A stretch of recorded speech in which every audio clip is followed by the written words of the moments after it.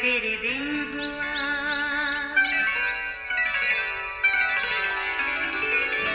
نیا پھر دن ہوا، پرانی رات کا کرے سو شکر ہم خدا کی ذات کا، خدا کی ذات کا نیا پھر دن ہوا۔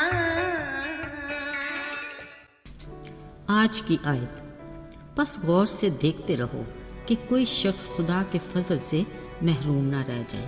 عبرانیوں 12 باب 15 آیت۔ عزیزو، ایک آدمی کھانے کے لیے ہوٹل جا رہا تھا۔ اس نے دیکھا ایک لڑکا داخلی دروازے کے ساتھ بڑے شیشے سے اندر جھانک رہا ہے۔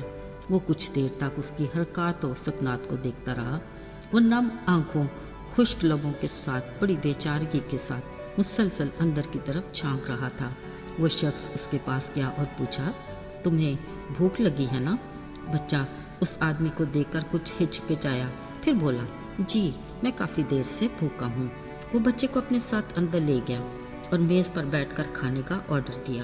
اسی دوران وہ اس بچے کے بارے میں سوچتا رہا اور کنکھیوں سے جائزہ بھی لیتا رہا۔ اس نے محسوس کیا کہ وہ بچہ بار بار مڑ کے باہر کی طرف دیکھتا ہے، جیسے کسی کا انتظار کر رہا ہو۔ جب کھانا آیا تو اس نے لڑکے سے کہا، چلو اب جلدی سے کھانا شروع کرو نا، تمہیں تو شدید بھوک لگی ہوئی تھی۔ بچے نے جواب دیا، جی ہاں، مگر میرا بھائی باہر کہیں آس پاس ہی تو ہے، دراصل اسے بھی بھوک لگی ہے۔ اوہ، تو یہ بات ہے۔ وہ آدمی اس لڑکے کی اپنے بھائی کے بارے میں فکر پر حیران ہوا۔ پھر کچھ ہی دیر کے بعد دونوں بھائیوں نے مل کر کھانا کھایا اور اس دعوت کو خوب انجوائے کیا۔ عزیزو، ایک دوسرے کا خیال رکھنا کوئی معمولی بات نہیں۔ یہ کلام مقدس کے مطابق خدا کا فرمان ہے اور بطور مسیحی ہماری ذمہ داری میں شامل ہے۔ اس کے لیے اس نے آگاہ کیا اور کہا، غور سے دیکھتے رہو کہ کوئی شخص خدا کے فضل سے محروم نہ رہ جائے۔ ذرا یاد کرتے ہیں ہم وہ اس مہربان رحیم خدا کا جس کا بڑا فضل ہوا۔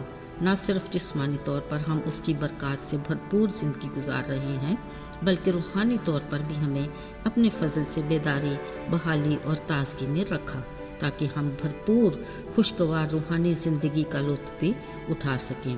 پر اگر ہم خدا کے اس فرمان کو بھولے ہوئے ہیں، آئیے آج اس کا ہمارے لیے یہی پیغام ہے۔ ہمیں اس کے کلام کی روشنی میں اپنی پرکھ کرنی ہے۔ کہیں ایسا تو نہیں کہ اس امیر آدمی کی طرح ہر روز خود تو اچھا لباس پہنتے، مزے مزے کے کھانے کھاتے اور خوشیاں مناتے ہیں، مگر اپنے آس پاس بھوکا پیاسا بیمار لاچار لازر نظر ہی نہیں آتا۔ یاد رہے، چند روزہ زندگی کے بعد انجام ہمارے سامنے ہے۔ لازر تسلی کی جگہ یعنی ابراہیم کی گود میں گیا اور اس امیر آدمی کا ٹھکانہ آگ اور گندگ کی چھیل جس میں پڑا کیڑا بھی نہیں مرتا۔ عزیزو، اس کے برعکس جب داؤد پر خدا کا بڑا فضل ہوا تو اس نے خدا کے اس فرمان کو نگاہ میں رکھا اور اپنی ذمہ داری کو بھولا نہیں۔ اسرائیل کا بادشاہ بنتے ہی جب وہ بڑی شان و شوکت سے اور پورے اختیار کے ساتھ تخت پر بیٹھا تو اسے اپنے دوست یونتن کی مہربانی کا خیال آیا۔ اس نے اپنے آس پاس پوچھا کہ ساؤل اور یونتن کے گھرانے کا کوئی فرد کہیں اب بھی موجود ہے جس پر میں خدا کی سی مہربانی کروں۔ عزیزو، ذرا غور کریں، داؤد بادشاہ نے کتنی خوبصورت بات کہی۔ اسے یاد تھا کہ خدا نے اس پر کس قدر مہربانی اور فضل کیا ہے۔ وہ کچھ ایسا ہی یونتن اور ساؤل کے گھرانے پر کرنا چاہتا تھا، سو اس نے بڑی تلاش کے بعد ان کے گھرانے کے افراد کو ان کی زمین لوٹائی اور یونتن کے معذور بیٹے کو تاحیات اپنے شاہی دسترخوان کا مہمان بنایا۔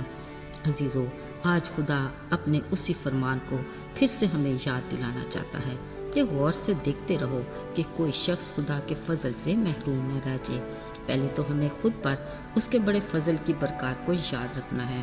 ذرا یاد کریں ہم کس قدر برے حالات میں گناہ کی دلدل میں پھنسے ہوئے تھے، گناہ کے موذی مرض کا شکار تھے جس کا انجام ہلاکت تھا، مگر اس نے ہم گناہ گاروں سے اتنا پیار کیا کہ اپنے اکلوتے بیٹے یسوع کو ہماری دنیا میں بھیجا، جس نے اپنی جلالی شان و شوکت کو چھوڑ کر ہمارے لیے اذیت ناک اور لعنتی صلیبی موت گوارا کی، پھر بڑی قدرت کے ساتھ موت قبر پر فتح پا کر زندہ ہوا اور ہمیں گناہ کی دلدل اور موذی مرض سے بچا کر ہمیشہ کی زندگی کا وارث بنایا۔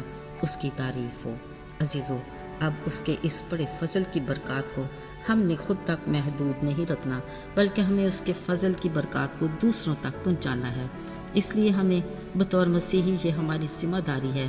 ہمیں اپنے آس پاس لازر کو دیکھنا ہے اور روحانی بھوکے پیاسے کو تلاش کرنا ہے، جن کو ہم نجات کا پیغام دے کر آسمانی بادشاہی کی ضیافت میں شامل کر سکیں، تاکہ کوئی اس کے فضل سے محروم نہ رہ جائے۔ آئیے دعا کریں۔